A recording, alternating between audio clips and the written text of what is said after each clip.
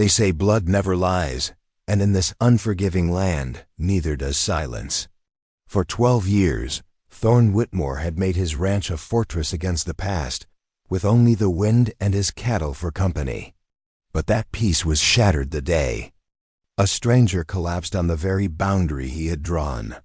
Her blood soaked into the soil, telling a story of violence and desperation.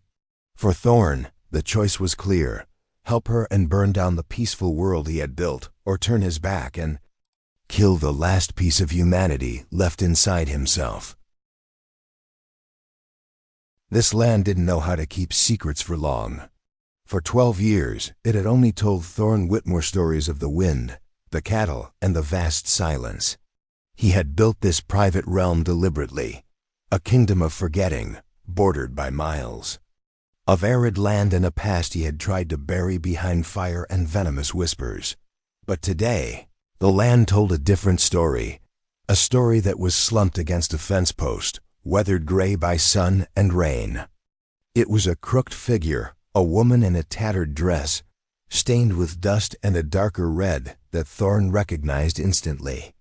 Her breath was thin, ragged, but she was still clinging to life. He stood about 10 paces away, the rifle loose in his hands, a defensive habit ingrained in his blood. He studied the strange woman, measuring the danger she carried the way a rancher measures a coming storm on the horizon. She couldn't be more than 30, her dark hair matted with dirt and something that looked like dried blood.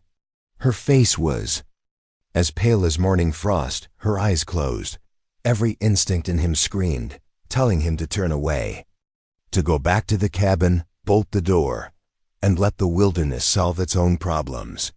Bitter experience had taught him that kindness to strangers was just another name for disaster, and Thorne Whitmore had sworn never to open his door to that kind of trouble again. But then she shifted slightly, a soft moan escaping her chapped lips. The sound wasn't loud, just a whisper of pain and exhaustion. But it was sharp enough to pierce the fortress wall he had spent 12 years building. It touched a hidden corner deep inside him, a place he thought had long since died. He found himself taking a step forward, then another. His shadow fell over her, shielding her from the harsh sun. At that moment, she opened her eyes. A pair of green eyes, sharp despite the pain, and they fixed on him, holding a mixture of fear and a desperate hope that made his chest tighten. She tried to say something, but the sound shattered into a whisper that the wind stole before it could reach his ears. Thorne knelt on one knee, the rifle still laid across his lap, a physical boundary between caution and compassion. This distance, he told himself, was necessary. Up close, he could see the extent of her injuries clearly. The scratches on her arms, a bruise darkening along her jawline, and the wound on her side, where blood had soaked through the dress and stained the earth beneath her. Someone had been cruel to her. The wilderness had many claws, but this was not the work of a wolf or a bear. This was the work of men. She tried again, her voice hoarse and nearly broken. Please ... they're coming. Just those 3 words, but they changed everything. They weren't a plea for help, but a warning. If they were coming, if someone was hunting this woman, then his 12 years of peace were about to end, whether he wanted them to or not. Her enemies were now at his doorstep. Thorne Whitmore was about to face a choice he had spent more than a decade avoiding, getting involved in someone else's fight. He looked up toward the horizon, his eyes narrowing, scanning the hazy dust devils where the rolling hills met the sky. Anything could be hiding in that distance. And then he heard it, a faint sound, almost indistinguishable from the wind, but it had an unmistakable rhythm, hoofbeats, more than one. At a gallop, the danger was no longer an abstract concept. It was a growing cloud of dust in the distance. Moving quickly toward his ranch, the woman tried to pull herself up, using the fence for support. "I won't bring you trouble," she whispered. "Just tell me where there's water, and I'll keep moving." But Thorne was already calculating. The pursuers, likely the same men who had inflicted these wounds, wouldn't give up easily. They had tracked her this far, and now his land had become part of the hunt. They would leave no witnesses. The hoofbeats grew closer. In a few more minutes, they would crest the hill and see his entire ranch. They would see her. They would see him, and Thorne Whitmore would have to decide if 12 years of silence was worth dying for. The decision was made in the space between two heartbeats. Not because he was brave, and certainly not because he was foolish. He made the decision because, in her desperate eyes, he recognized something familiar, the same cornered look he had seen in his own mirror 12 years ago. "Can you walk?" he asked, his voice gruff, already moving to act. She nodded, though. The way she clung to the fence post suggested that walking was more of a hope than a reality. "My name is Saraphina Caldwell," she said as he slipped an arm around her waist, supporting her weight. "My friends call me Sarah." "Thorne Whitmore," he replied, "and we're about to get acquainted with my root cellar." The cellar wasn't a shelter. It was his insurance policy, built of fear and careful preparation. A hidden space beneath the kitchen floor, filled with the necessities for his own private apocalypse, a day he always believed his past would come. To collect its debt. He had never imagined he would use it to hide someone else. As he helped her down the wooden ladder, Sarah grabbed his wrist. Her hand was weak, but her grip was firm. "Why?" she asked, her eyes searching for an answer she didn't seem to expect. "You don't know me. You don't know if I'm telling the truth." Thorne looked down at her upturned face, where genuine confusion was plain to see. "Maybe because I recognize the look of someone who's running," he said, his voice low. "And I know what it feels like when there's nowhere left to go." He didn't wait for her to respond. The trapdoor was closed, and the bearskin rug was pulled back into place, erasing any trace. Just then, the hoofbeats stopped outside. 4 riders appeared on the crest of the hill like phantoms of judgment, stark against the blue sky. They fanned out as they approached, a formation Thorne knew from another life. The leader was a tall man with a scar that ran from his ear to his chin, splitting his face into 2 halves of cruelty. He raised a hand, and the group halted about 50 yards from the house. "Hey, Whitmore." The man's voice rang out, dry and commanding. Thorne stepped out onto the porch, the rifle held casually at his side, but always ready. "Depends who's asking," he answered, his voice even. "The name's Cain," the scarred man said. "We're looking for a woman. A dangerous criminal. You seen anyone pass through here?" And there it was. The lie that Thorne knew would destroy everything he had built. He could see in Cain's eyes that the man had killed before, and would not hesitate to do it again. "Haven't seen a soul in weeks," Thorne said, his voice surprisingly steady. "It gets lonely out here, but I like it that way." Cain's eyes narrowed, scanning the property with the thoroughness of a predator. His gaze lingered on the fence post, where Sarah's blood had dried to a dark brown. "Funny thing," Cain said, dismounting with practiced ease. "We tracked her trail right to your property line. Blood trail, too." The woman was hurt bad.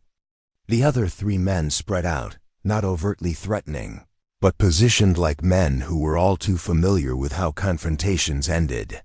"Blood could be from anything," Thorne replied, keeping his voice level. "Coyotes hunt around here. Maybe your woman tangled with something with claws." Cain smirked, but it was the kind of smile that preceded violence. "Is that so? Well, you mind if we take a look around?" Just to put our minds at ease. It wasn't a request. Thorne knew that from the way Cain's hand rested near his gun, and from the way the other 3 men watched his every move, they would search, whether he agreed or not. "It's a free country," Thorne said, stepping back.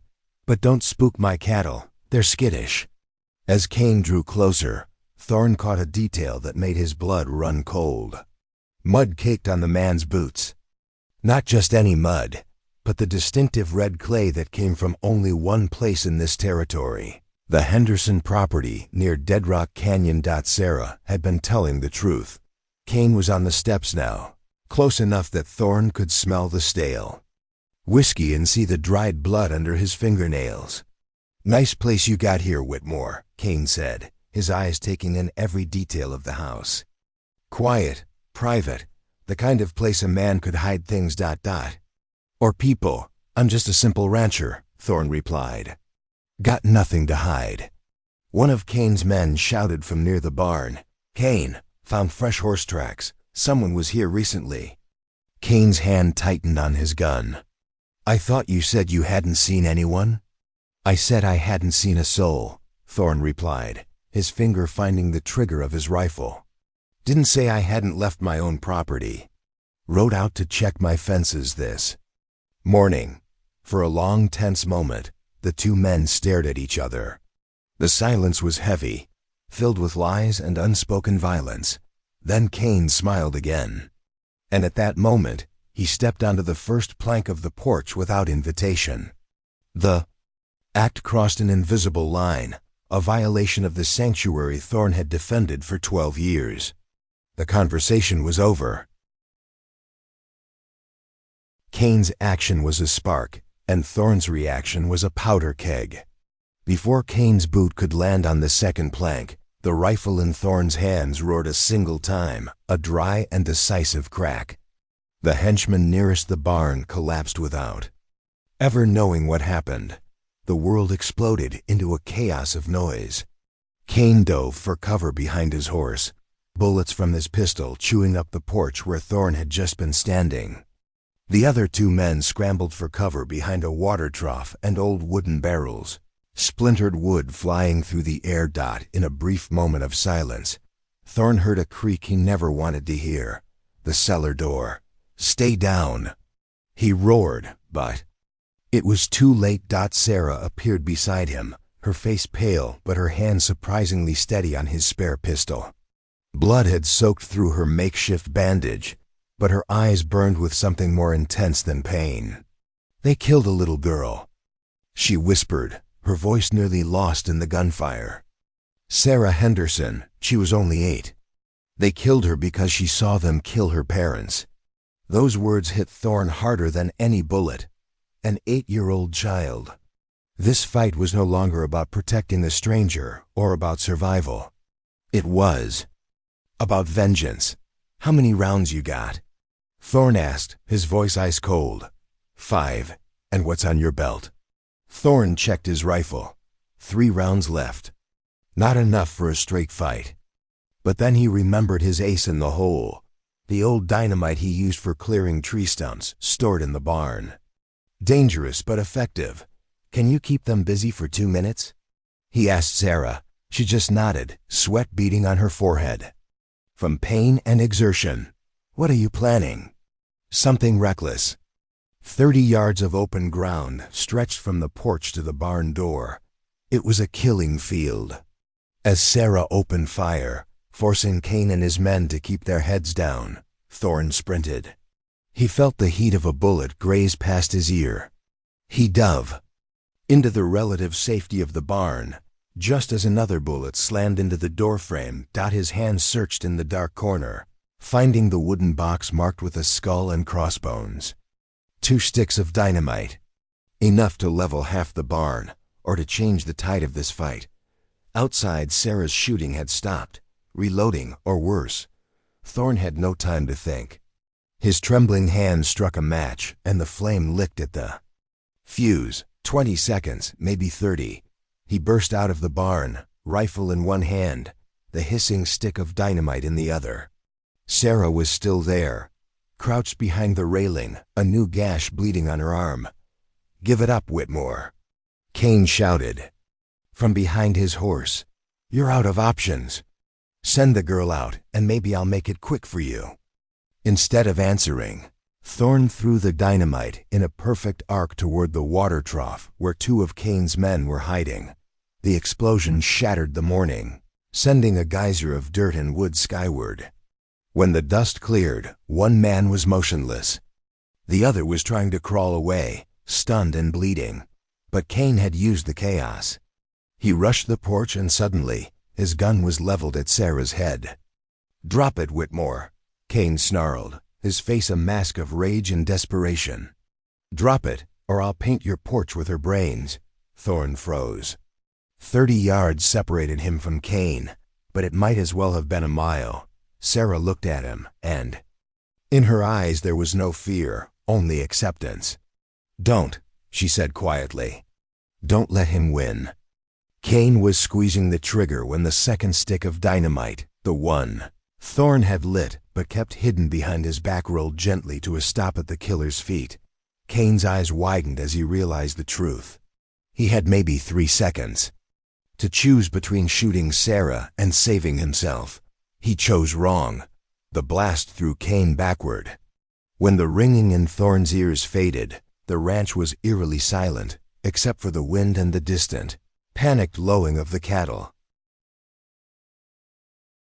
The silence that followed was heavy, thicker than gunpowder smoke. The wind drifted across the ranch, carrying the smell of dynamite and the cold finality of death. Thorne stood still for a long moment, the rifle still tight in his grip, letting the world find its rhythm again. Then he slowly walked over to Sarah. She was sitting against the wall of the house, her face smudged with dirt but her green eyes clear. She looked at him, then at the devastated yard, the shattered water trough, the bodies lying still in the morning sun. "Is it over?" she asked, her voice a whisper. Thorne surveyed the destruction. The price for this new peace was high. "Yeah," he said, reaching out a hand to help her to her feet. "It's over."